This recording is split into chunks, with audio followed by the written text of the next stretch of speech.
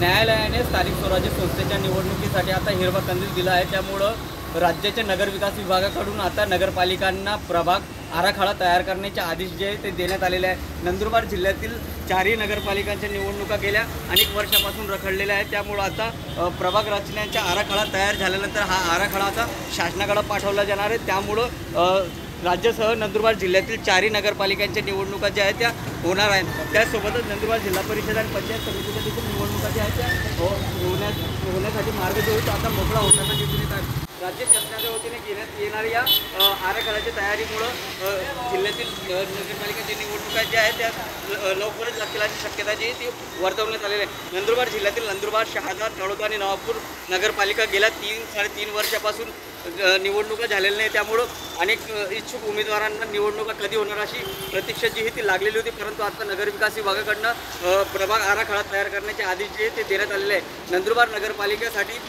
19 प्रभाग आहे आणि 39 नगरसेवक होते। परंतु आता प्रभाग रचना झाल्यानंतर वार्ड रचना होणार आहे। त्यासोबत वार्डाची वाढ जी होणार आहे आणि नगरसेवकांची वाढ देखील होणार आहे। तशीच परिस्थिती नंदुरबार जिल्ह्यातील शहादा, तळोदा आणि नवापूर नगरपालिकांची होणार आहे। त्यामुळे लवकरच आता राज्य सरकारकडनं स्थानिक स्वराज्य संस्थेच्या निवडणुका ज्या आहेत त्या घोषित होतील असे एकंदरीत चित्र जे ते दिसून येत आहे। जितेंद्र भाईसरे, टीव्ही9 मराठी, नंदुरबार।